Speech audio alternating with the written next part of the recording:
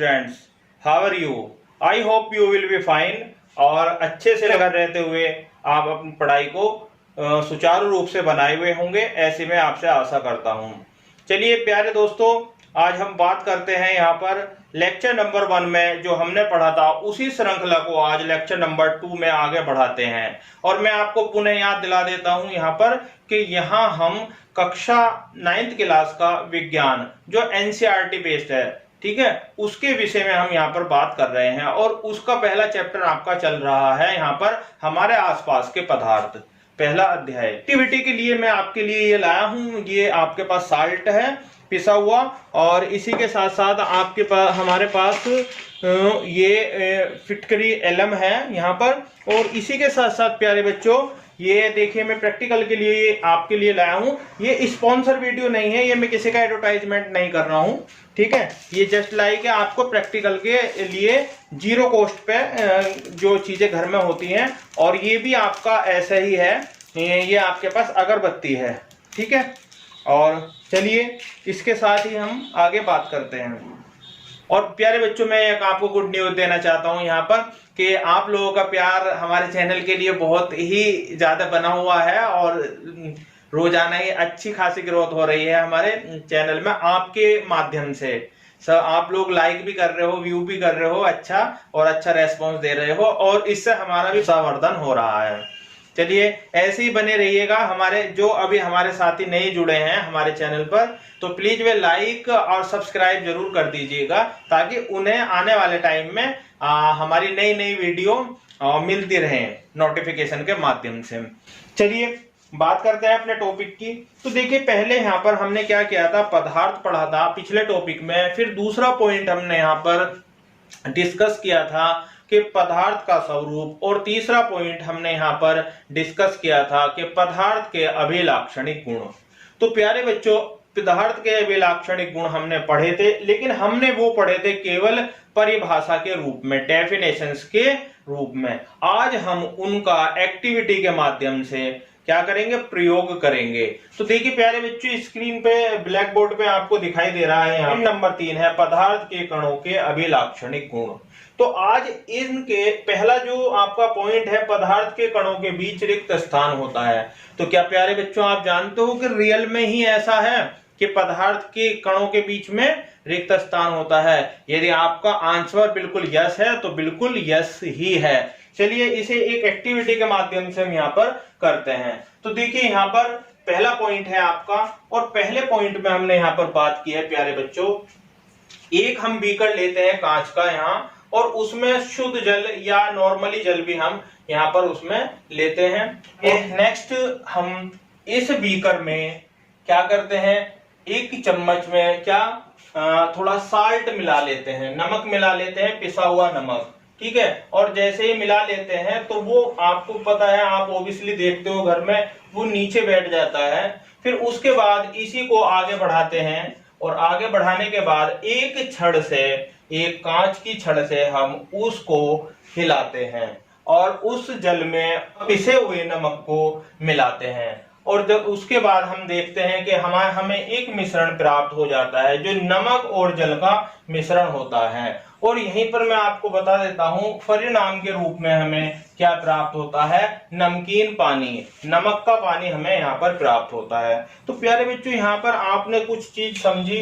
देखिए पहले जो शुद्ध जल था, शुद्ध जल के कणों के बीच में कहीं ना कहीं रिक्त स्थान जरूर रहा होगा, तभी तो उसके अंदर क्या हुआ, उसके अंदर नमक के जो कण थे बहुत छोटे छोटे, ठीक है ना, वो एक दूसरे से मिल गए, और मिलने के बाद उन्होंने एक आपस में बॉन्ड बना लिया, और जिसके परिणाम स्वरूप हमें क्या प्राप्त हुआ, नमकीन पानी प्राप्त हुआ, या नमकीन जल हमें प्राप्त हुआ।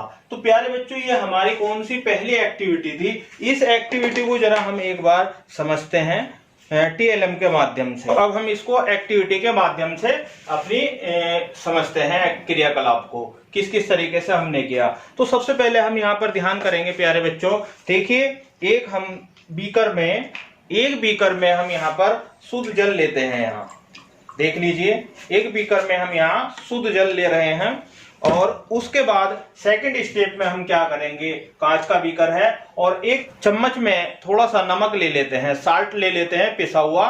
प्यारे बच्चों ये आपको दिख रहा होगा, ये हमने साल्ट ले लिया। अब उसके बाद देखिए यहाँ पर इस साल्ट को जब हम किसमें, जल में मिलाएंगे, ये इस तरीके से जल में मिला दिया।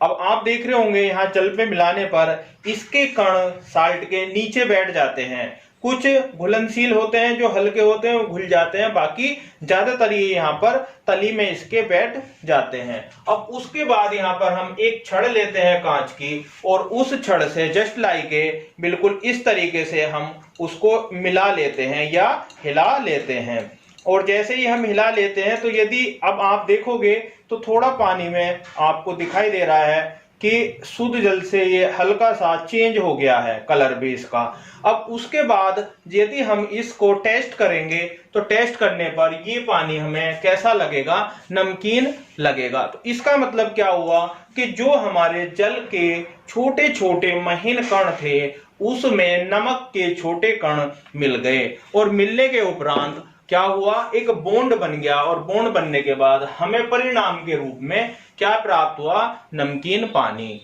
तो ये प्यारे बच्चों हमारी पहली एक्टिविटी थी। जिस तरीके से एक्टिविटी हमने की है उसी तरीके से हम अपनी कॉपी में उसको लिख लेंगे, ठीक है। चलिए अब उसके बाद प्यारे बच्चों यहाँ पर दूसरे पॉइंट और तीसरे पॉइंट की बात करते हैं। देखिए मैं यहाँ पर बताना चाहूंगा कि ये दूसरा और तीसरा पॉइंट एक दूसरे से कनेक्टेड है और बहुत ही इंपॉर्टेंट है। और यही इसी के साथ साथ प्यारे बच्चों मैं आपसे एक रिक्वेस्ट करता हूं कि यदि आपने अभी तक हमारा चैनल सब्सक्राइब नहीं किया है तो प्लीज आप हमारा चैनल सब्सक्राइब कर लीजिए, अपने दोस्तों को शेयर कीजिए और लाइक कीजिए। और यदि कहीं कोई प्रॉब्लम आती है तो नीचे कमेंट बॉक्स में कमेंट्स जरूर कीजिएगा। चलिए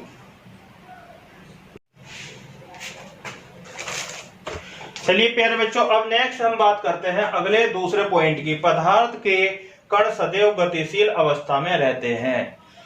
दूसरा पॉइंट यहाँ पर है, अर्थात पदार्थ के कणों में गतिज ऊर्जा होती है। तो इसको भी प्यारे बच्चों हम एक प्रैक्टिकल के माध्यम से समझेंगे कि क्या रियल में पदार्थ के जो कण होते हैं वो गतिशील होते हैं या वो अपनी जगह स्टेबल होते हैं। तो देखिए पदार्थ में आपको एक बात याद दिलाना चाह रहा हूं मैं फिर दोबारा से, आगे बढ़ेंगे आप चैप्टर में, कि पदार्थ केवल पानी ही नहीं होता, कोई लिक्विड ही नहीं होता। पदार्थ में हमारी तीन चीजें मोस्टली जो है होती हैं, ठोस होता है, द्रव होता है और गैस होता है।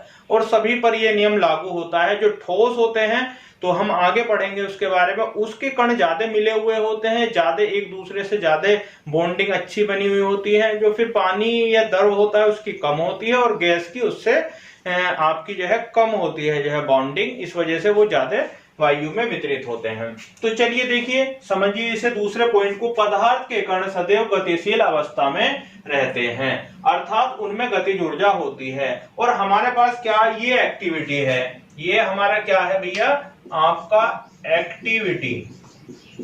इस एक्टिविटी के माध्यम से हम इस बात को समझ रहे हैं। सपोज कीजिए, सपोज डेट आपने कोई अगरबत्ती है या आपके पास कोई धूप बत्ती वगैरह है और आपने उसे कहीं दूर अपने से रख दिया।